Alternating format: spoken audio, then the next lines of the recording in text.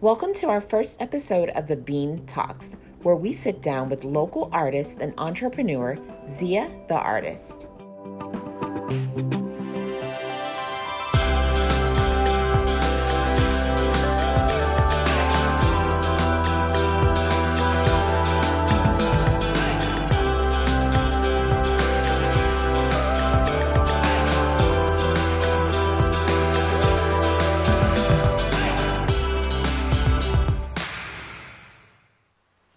Ziya, are you on? I'm on. Hi, good evening. How are you? I'm doing wonderful by the grace of Allah. Thank you. Thank you, thank you. And so, welcome to the Bean Shop. This is our opportunity to introduce independent artists, business owners like yourself, and we're trying to, learn a little bit more about who you are and what you do. And so, I want to start with just kind of maybe just some, just a simple icebreaker and let us know, who is Ziya and give us a little bit of background about, where you come from and the types of things that, you do. Okay, well, my origin is Jamaica. I was born in St. Andrews, Jamaica. And I Nice. came to I came to the United States fairly young. I was about 9 or 10 years old when I Wow. came here. I came here with a pencil and a pad, sketching a little bit. Love it. However, as time went on, I kind of put it down for a while and picked it back up around the age of 12, started sketching again, drawing. Life happens. I continued to develop um, my artistry, my art. Mm-hmm. At that time, I was literally just drawing stick figures and just began to really nurture my talent here in the United States. Um, I eventually, I guess I should say this first of all, though, that I'm really a self taught artist, visual artist.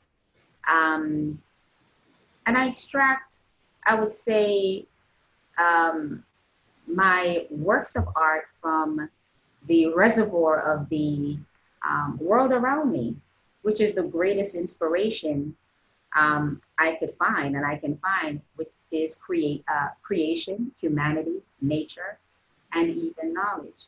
So I backtrack a little bit to say that yes, my talent started at a very young age, started while I was in Jamaica. Wasn't Mm-hmm. anything you could identify at that time. Okay. However, over time, I practiced and nurtured it, and that's why I refer to it as to myself as a self-taught artist. I'm a graduate of the Art Institute of Fort Lauderdale. That was a 2 year study in actually fashion illustration. Hmm. Um, However, fashion is not my passion. Okay. Tell us about that then. So fashion is, I really just wanted a degree in the arts. And it was more so my high school teachers who thought, wow, you do such an excellent job at art, maybe you should continue in that field. And so I took up their suggestion, which was fashion. Ultimately, as my talent, even during that time, before and during, after, my focus was always life. Life is what inspires me to paint. What's happening around me is what inspires me. The good, the bad, the beauty, the ugly. All of that. Nature, humanity, in particular, of course, humanity is what inspires me. The issues of life inspires me to paint, to So tell people. I'm gonna pause you for a second because I wanted to go back to something that you had said. You had said something that was important. So you mean to tell me that the talent that you have, that it was self-taught. You taught yourself how to draw, how to do what you do, and so I mean, was there any other influence that kind of that you can say that maybe it came from? Is anybody in your family an artist?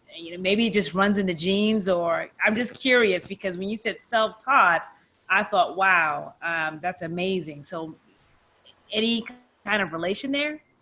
So let me say that if this can be considered as maybe somebody taught me, around the age of 8, my sister and I was out in the yard. This is in Jamaica. I'm sketching stick figures, actually, just round heads and sticks for arms and legs. One very um, primitive drawings. And she said, "That's not how you do it. Let me show you how you do it." And she created something that had more of a dimension to it. It was still very primitive, but it was a lot more than I was doing.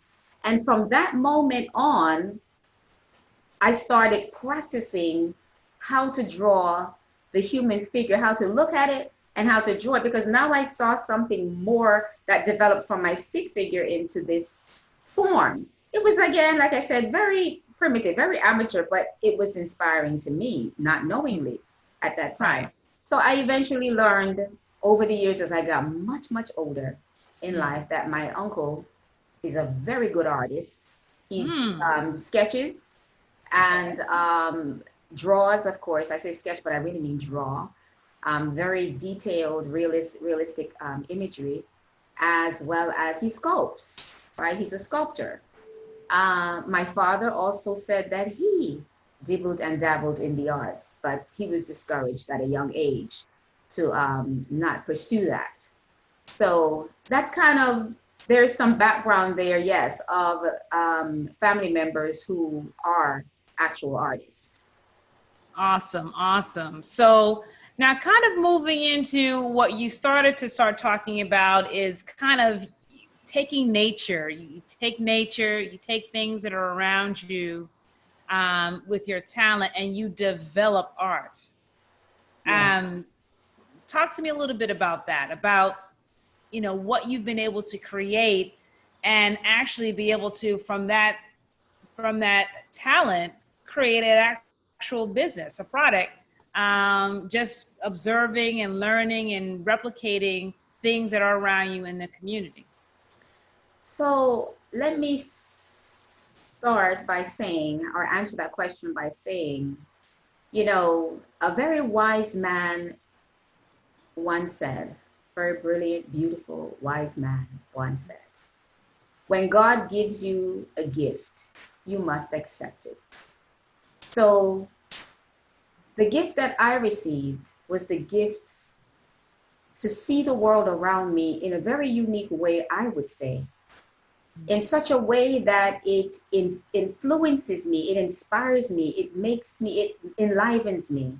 It somewhat goes so deep into my soul that I can't just look at it and admire it. I have to extract from it and create something. I have to replicate it on canvas, right?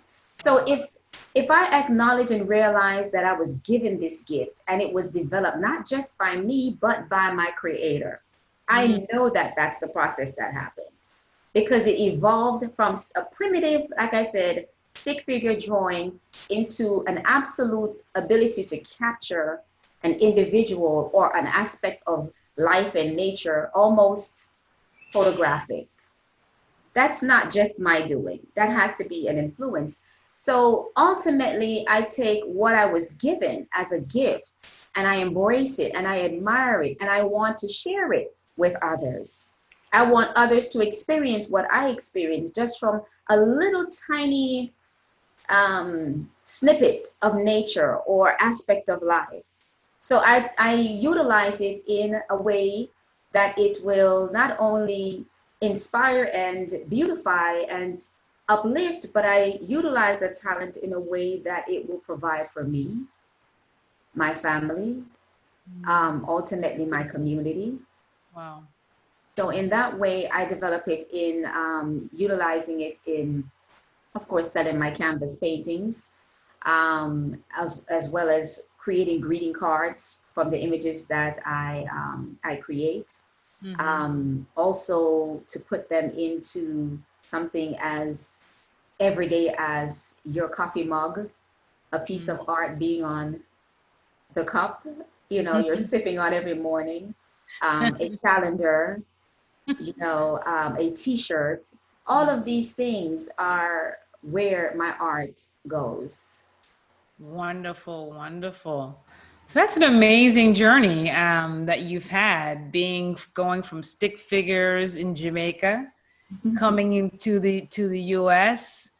to where you are now, to going to art school, to developing art that is, and I've seen it, so I can absolutely say it's stunning. It's mind blowing. I mean, I have never seen that type of art, the type of art that you've developed. So I think it's amazing. So, sounds wonderful, Sister Zia. Sounds awesome. But talk to us a little bit about any challenges that you might have faced along your journey, anything that maybe that you're facing with your art or your business or your product. Yes, art is in itself a challenge. It's always been a challenge. However, um, I don't let the challenge stop me from creating. And as long as I create, I have a product. And so I promote that product. And one of the biggest ways that I have, or should I, yeah, one of the most, I would say, effective ways that has allowed me to get my art out is by word of mouth. Or, yeah, someone sees what I've done, someone passes on my information, someone gives me a call. From there, we're creating book illustrations. Someone wants to create a storybook or write a storybook and they need images. And so they contact me. That I do. Someone wants to create an image for a t-shirt. Someone wants to create an image for a logo, whatever it has been. But yes, it has been a true struggle. As an artist, you have this, what do you want to call it? This stereotype or choice of words that is used called, the starving artist. I've been there. I struggle with that, but I don't remain starving because I am fueled by my art. And the Quran talks about being able to receive light rain. I take that light rain that I get, the little benefits that come from creating my art, and it's to me a reservoir of wealth, because whatever comes in continues to feed and to fuel me. So it has its struggles, but at the same time, it has its absolute benefits and pleasure. Awesome, awesome. And I think a lot of people need to understand that, is that even just going into business alone, it's difficult. There's so many challenges that are faced from the beginning, from the idea inception to just actually seeing it, come into fruition. There's a lot of growing pains. Actually, it's a baby. It's an unborn baby trying to be born, and I think, yeah, everyone goes through that. So I think in your scenario, I think you're eating and breathing those challenges just like everyone else. But it sounds like you understand the struggle and you're still moving forward. Yes, absolutely. There's no giving up on the gift that God gives you. It's not something that you just do. You just Right. continue to forge ahead and develop it until ultimately you unlock its genius. And it will unlock again a wealth of God knows what for you. So let's switch. So we talked about challenges. So tell me a little bit, and you kind of touched on it a little bit. How are you overcoming those challenges? What are you doing to kind of continue to kind of keep the engine going, keeping the dream alive? Share that, because I think that would be very impactful. Impactful. Well, these days you don't have one job, you got two or three jobs. So, you keep working whatever or doing what it takes to feed yourself and your family. And at the same time, here's your talent and your gift. So you continue to create, you continue to develop, and you continue to promote. to display, to share with everyone what you have. And that's basically how I continue to forge ahead, is to work on one end over here, in another field or another area that's going to make sure that I, have a meal on my plate. And over here on the other end, to make sure I don't give up on the gift or the talent that I have. But all that comes in, I continue to use that to fuel that. Purchasing my canvas, purchasing my paints. These are not cheap things, items that you have to acquire to create these magnificent paintings. And I don't create tiny, small paintings. My paintings are very large, dimensions such as 5 by 6 feet, sometimes larger. It's just not enough for me to tell a story on a little canvas. I need for you to be able to walk into it. That costs. So I keep it, I manage to fuel, I manage to keep it going, the finance going to fuel that engine. And someone comes up and someone purchases a painting, say $2,000, $3,000, God bless them, because that money goes right back into, listen, how do I turn this into a greater amount by investing it back into what I have. Wow. That's great. So that kind of takes us right into the next question, actually. Because, the next thing is, you talked about finances being one of those things that allows you to keep you doing what you're doing. And we all know that it takes money.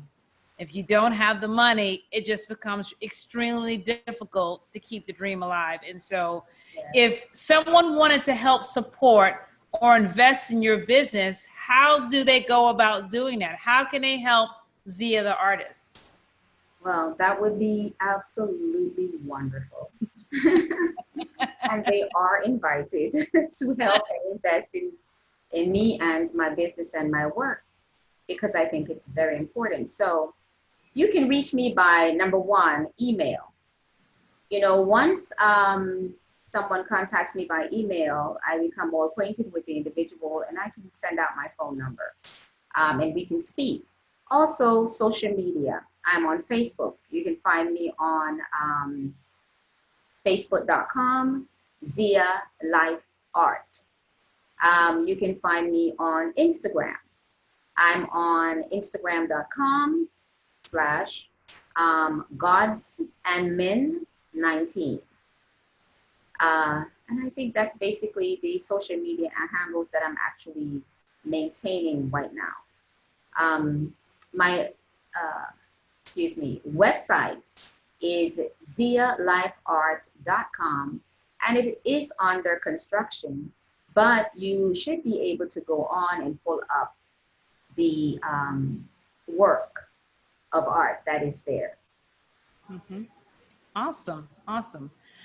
So, we're going to wrap this up, and I wanted to kind of give you the last, word of the day, and just say, is there anything else that you would like to share with our audience before we conclude? Anything that comes to mind, go ahead and share. We want to hear it. Well, let me first say I didn't give the email address, which is ziyalifeart@gmail.com, right? So ziyalifeart@gmail.com. So last comments. I think my work, I think I'm a pretty good artist and I can almost paint pretty much or create pretty much anything, right? That's put before me to create. I can do pretty pictures, but I don't always just do pretty pictures, because like I said, there's a force within me that demands something more. And that's what I'm driven to do currently. That's what I've been doing. For many years, I have silenced that voice. I said, when this wise man said, when God gives you a gift, you accept the gift. To accept the gift means to utilize it appropriately, or place it appropriately, receive it effectively, utilizing it. And for many years, I did not do that. For many years, I skirted around it trying to create those pretty pictures that many would more likely accept, and they have accepted that. Except there became a point where it got a little straightened in that sense, where it wasn't flowing like that, and I could not figure out what was going on. But I think I eventually learned or got, of course, in tune with Allah. And I understood what he said to me, which was, I gave you that gift. And I also give you a certain type of mind. I fed you well with that kind of mind. And that is what you will, that's the story, the visual stories you will tell. If you want to, you know, make yourself known in that sense as an artist, right? Or your business known, tell the story that I give you. I want to tell the story that appeases the world.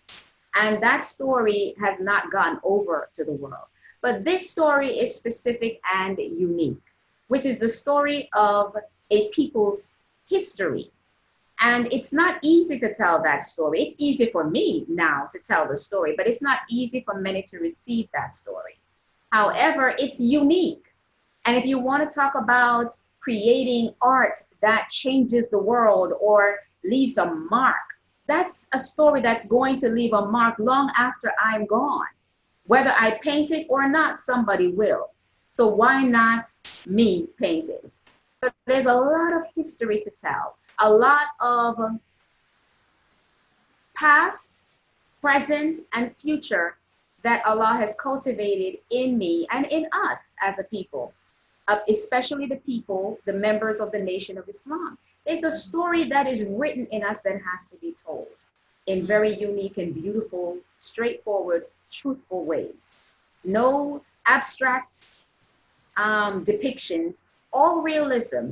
Tell it straight and like it is. And that's what I intend to do with my art. It's not a pretty, it's not just a pretty picture, it's exquisite art, great works. But there's a story in there that is hard for people to probably digest readily. And that's okay, because ultimately we all will. Well, wonderful, wonderful, wonderful. I think you did awesome. We so appreciate you coming on. I think you gave us a lot to digest. I applaud you for your talent, for your business, for your thoughts, your words, you know, how you talk about, you know, what impacts you spiritually, mentally, and physically. It's phenomenal. And I think that your mind is phenomenal to be able to create the kind of art that God puts into your heart and spirit. So I want to thank you for sharing, because it was absolutely impactful. And your story has touched me so. And I hope that all that hear this story go and invest in Ziya. She needs your help. Support her business. Her art is like no other, and you cannot find her art anywhere else. So take a moment. We will have her information flowing across the video, and let us know when you reach out to her and get some of her great products, her art, her greeting cards, because that's what we're here to do. We're here to support each other. We're here to support Black business, and we're here to support all independent business owners that are striving and trying to build a business of their own. So we thank you. We appreciate you taking the time out to hear what we had to say this evening. And we want to thank our guest, Sister Ziya, the artist. Again, you can find her on Facebook and Instagram. And I am, again, your host, Michelle Muhammad. And I will be live, hopefully, on another video that you guys will be able to see. So again, we thank you for joining us. Have a wonderful evening. Thank you. Take care. Thank you, Michelle. Thank you, Tremesia. This was a wonderful program. Thank you for the opportunity. Absolutely. Thank you. Absolutely beautiful. Beautiful. All right.